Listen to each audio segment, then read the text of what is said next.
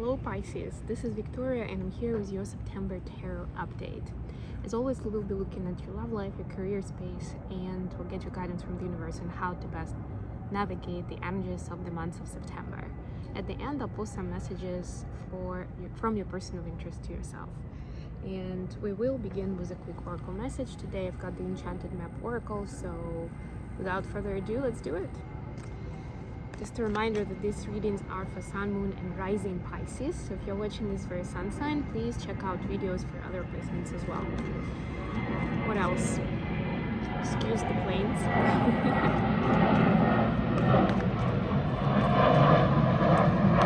If you're new, please subscribe to my channel not to miss the upcoming videos around the eclipses, around autumn equinox. We have a lot going on in September. And of course, there's a lot of information in the description box about my services and other ways to connect with me and my content. All right? And I appreciate all your likes and comments, guys. Let me know how you find these readings. What else would you like to know about? Would you like me to maybe cover additional questions in this monthly horoscopes? Or, like what kind of answers what kind of questions are left unanswered for you personally?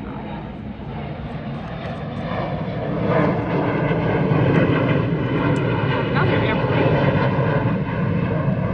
Oh boy. And honestly, I've been here for like half an hour already and there was none of them. And now it's like the second one in 2 minutes. Anyway, your card is number 1. It's the Bone Collector, and I haven't read this in a while, so I actually will read from the book. You're whole and have everything that you need within you. When the Bone Collector appears, she's asking you to look closely at your circumstances to see if you're fully present or reacting out of past conditioning and unconscious expectations. Whenever we are wounded, especially when we are young, it's as if something essential is stolen from us. We adapt and accept a particular version of the truth that sets us up to behave a certain way in the future when faced with a situation that reminds us of the original event. What we know about ourselves thus becomes influenced by a perception of limitation. You may feel unworthy or without courage. You may see yourself as a flawed or unlovable, or expect to be criticized. No matter what your question is, the Bone Collector reminds you that the truth is that you are a powerful being with limitless possibilities. She has kept safe what was stolen from you in the wounding and is here for you as you reclaim it now. You have everything you believe you lack, and the Bone Collector is your inner resource. Act as if you have what you need, and you find you have it after all. Anything is possible. With awareness, the wounds of the past need not define you. Beautiful. I love this so much. Definitely take it in for myself. I don't have Pisces in my main placements, but I have my North Node in Pisces, which, if you think about it, under a certain angle, is even more important because that's essentially about your karmic past in life, and it's almost like it's part of my goal and my mission and purpose for this lifetime is to transcend this kind of limiting beliefs based on past trauma, that if things haven't worked out 1 to 3 times in the past, then it's just not for me, or I'm not good enough in whatever it is that I was pursuing, right? Or could be even more complex, of course, and deep. But let's see what we have for you with tarot. For love life and personal space, you have King of Coins. Could be dealing with an earth sign, Capricorn, Taurus, or Virgo. You have the Hierophant, this is Taurus energy, more earth, and 7 of Swords. For your career space, we have the Tower. This is Aries energy. We have 10 of Swords now. And 5 of Swords. Look at all the swords. Wow. And then the advice is, Wands. This could be a fire sign, which is Aries, Leo, Sag. We have Page of Wands. And the Sun, beautiful. Leo energy. Very inspirational and lighthearted. Bottom of the deck is the 3 Wands. Yeah, so the question that you should ask yourself in the month of September is, what kind of goals, what kind of intentions do you have for yourself? Are you setting yourself up for success in life? Do you know where that ambition is taking you? Why are you making moves in a specific direction and prioritizing certain aspects of your life? September is the season of eclipses, at least in this season. And they always push us towards, or kind of challenge our limitations and our boundaries. Challenge our decisions in terms of the direction that we're taking. It is actually, they are connected with the North Node and South Node. Of course, they will impact you differently depending on your personal natal chart and your current situation with the progress chart. And I can't go into that kind of detail in these readings because it's a very personal thing.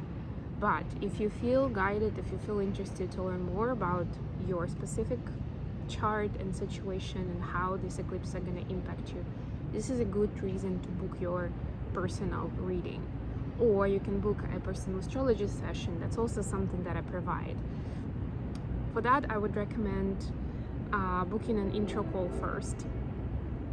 And then we can discuss what are you looking for, what kind of angle do you want to see when it comes to your chart and personal astrology. And then I can do a reading, but it's not going to be tarot, it's going to be based on your chart, and record it for you and send it to you. Or we can even do a live session if you want to ask some additional questions. Anyways, you have for your personal space and love life, you have the King of Coins, the Hierophant, and the Seven of Swords. Seven of Swords is where we see that where we've been mistaken or where we're judging ourselves too harshly, especially with Hierophant there. The Hierophant represents a figure of authority in a society or even in your personal circumstance. A lot of times it could be a figure of a father even, or just somebody who represents that authority, maybe grandparents, maybe it could be like an uncle, but someone who's reached a certain level of authority in society, and that's why you see them that way, as guiding you or listening attentively of what they're saying, what their views are. Somehow there is some kind of a truth that you've taken in without really double checking it, without reflecting on whether it's true for you. You're just taking it because some kind of figure of authority spoke to you about it. You took it as is. But now there is a realization where it's been an illusion. It's been, I don't want to say a lie because it sounds malicious, like somebody lied to you. It doesn't have to be that they did it on purpose, right? But it wasn't true for you. And now it's time for you to rise up to the new place in society, right? The King of Coins is really somebody who knows who they are, what they want. They know how to monetize their talents and skills. And of course, you can see for yourself whether this represents you or your person that you're with. But even if it's not you, if it's them, this kind of presence in your life encourages you to step up your game and, present yourself from a more attractive and marketable angle, in a good way, And that includes the relationship as well. Seeing yourself as a worthy partner in a connection with what you already have, which was who you are, with how you approach love life, commitment, without needing to overgive and to please, to feel that way, to kind of tip the scales in your favor. For your career space, we have the Tower, 10 of Swords, and 5 of Swords. Very interesting that it's 5 and 10, but they're going back, right? So it's like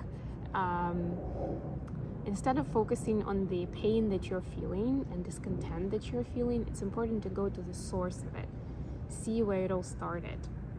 Five of Swords is actually pretty similar to Seven of Swords, but it's different in a way where someone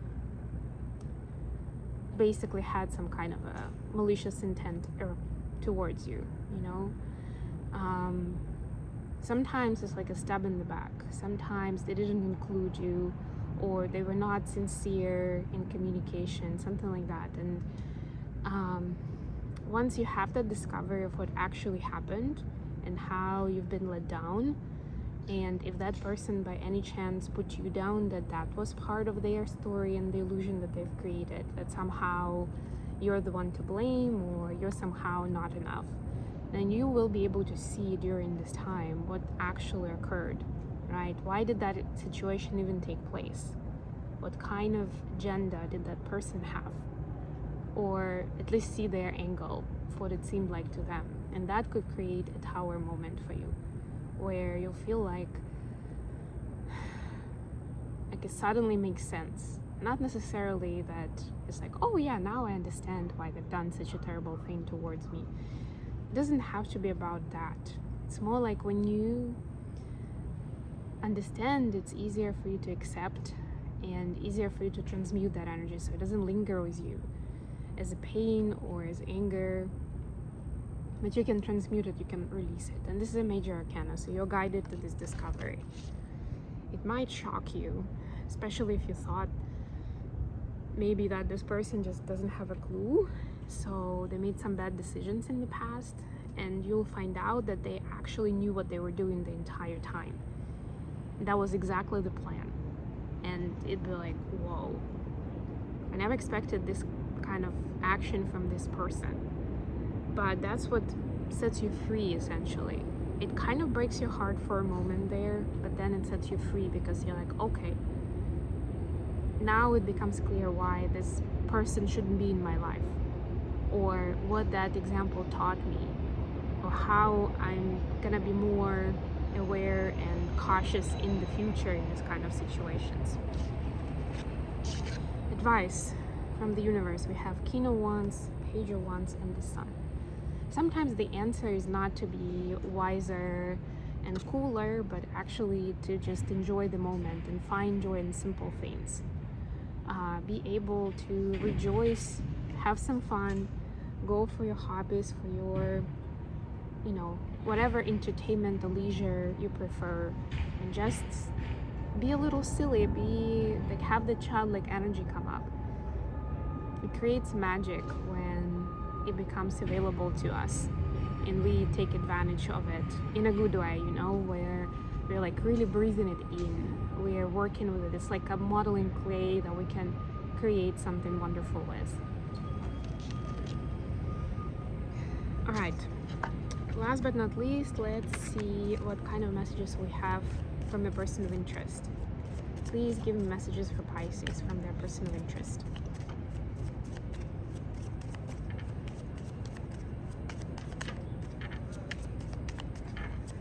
Messages for Pisces. All right, got something. The Moon and Eight of Cups. Look at that. They have full moon in both of them. We have full moon coming up on the 7th of September. It is going to be in Aries, and it's going to be a full lunar eclipse. So it's a big deal. Definitely, these cards are pointing that it's a very important moment for your person and for your connection together. Like, they are being shown where they've been abandoning themselves, where they've been saying no to themselves, walking away from themselves, right? And it's gonna be a hard pill to swallow, right? Where it was easier to blame the circumstances or other people who said the wrong thing or didn't help or did the wrong thing. But now it's like, wow, there's a realization on your person's side of how much they were at least the accomplice to that crime, if not the main contributor.